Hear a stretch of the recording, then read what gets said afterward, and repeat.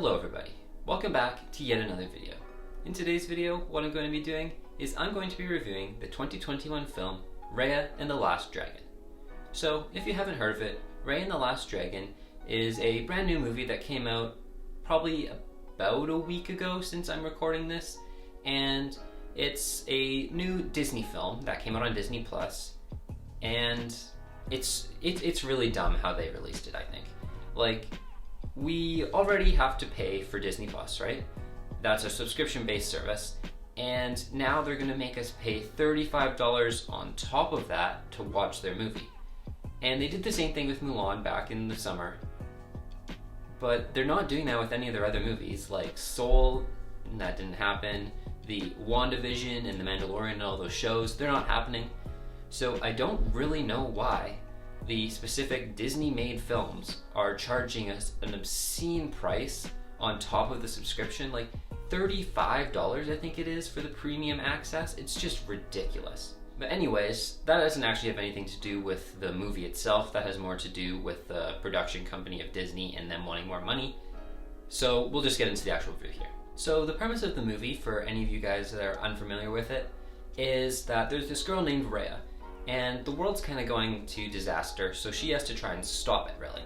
And the way she has to do this is she has to find Sisu, which is supposedly the last living dragon, and she has to find Sisu, and together they can save the world. That's basically the premise. And as far as the plot goes, it's really not too much more complicated than that. I'm not going to get too into it because I do want to keep this, since it's still fairly new, I'm going to keep this a spoiler-free review.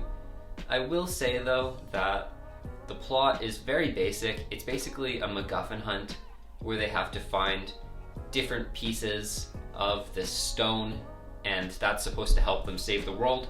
It's not really the most enticing plot. It's just go to a location, face a challenge, get this thing, go to the next location, face a challenge, get this thing, and that's basically it. So the world is split into 5 different tribes, and the tribes are something like Fang, Heart, Spine, Tail, I want to say, and I'm not sure what the last one is, but they're all different parts of a dragon, and they're all connected by this long river that's shaped like a dragon, which is it's pretty cool.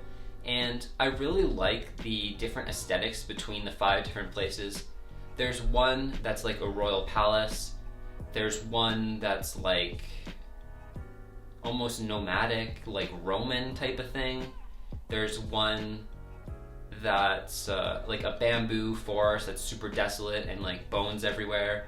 There's one that's like a water market type thing, like where almost the whole city's built on the water. And then, what's the last one? And then the last one is a deserted desert. And I really like how to make the very boring plot a little more exciting. They have 5 different unique locations for each place that they have to go.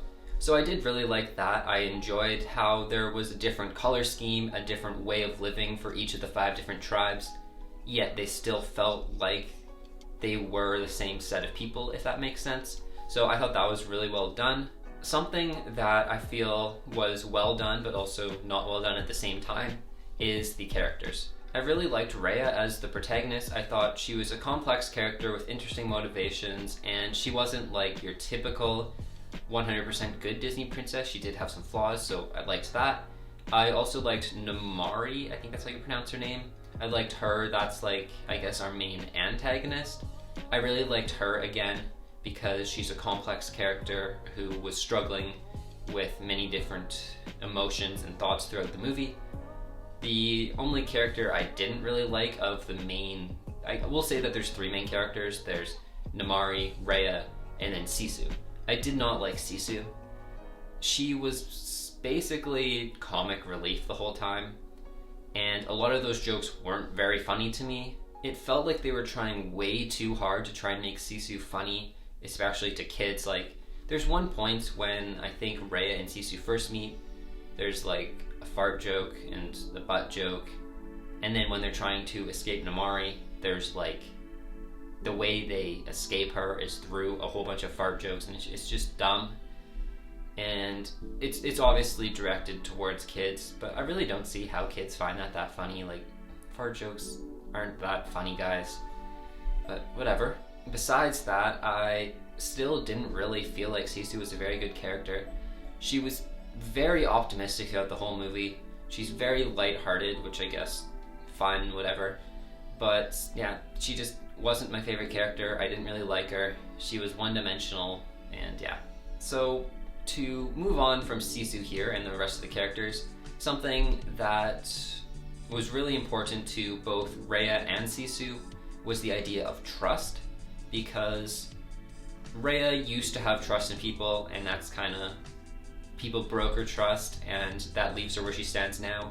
Whereas Sisu is all about trust. She trusts like everyone almost blindly, really. And that's a major source of tension between the two of them, and it becomes a very central theme by the end of the film. And I thought it was a pretty good theme. It's actually one that I'm kind of working with right now in a short film I'm creating. I'm not going to get more into that because I don't want to spoil it, but I will say it was a decent theme. They have a very positive outlook on it, and in the end, the way that things transpired at the very end of the film, I didn't find that very believable. It felt too perfect, but again, it's a Disney film. You kind of expect a perfect ending in the end. But yeah, it still did feel very forced. I know that Disney basically has to have happy endings in the end and happily ever after, perfect, everyone's super friends and whatever. But yeah, it felt forced. It didn't really feel earned, but something that I did really like was the action elements of the film. So it's obviously not shot by an actual camera, it's created digitally through animation, but I really did like the cinematography. There was a lot of long takes and a lot of moving camera angles during the action scenes, which I don't actually know if that's more difficult or easier in animation as opposed to just shooting it regularly, but I still appreciated that. And I thought that the choreography again was really good. Just like, it kind of reminded me of Mulan back in the summer with the martial arts and the swords and all that. I thought they did a really good job with that, and overall the action choreography was probably the most exciting part of the film. That probably doesn't say too much about how exciting of a film it is, but yeah. By the end of the film, it kind of doesn't really make sense why the film's called Raya and the Last Dragon, because Sisu doesn't really play a huge role in this film, in my opinion at least. Like, she's there, she does help out a bit, she causes trouble too, but mainly it's just Raya. And in the end, Raya seems like the only character that actually matters, and I think the film could have just been called, I don't know, Raya in the Search for, I don't know, something, but Sisu didn't really feel like a main character. It felt like in the trailers and based on the title, it feels like Sisu is going to be of equal importance to Raya. However, Raya is definitely way more important in this film. So I think that's basically all I have to say now. So I'm going to get into the rankings, I guess. So in terms of entertainment, like I said, very boring plot.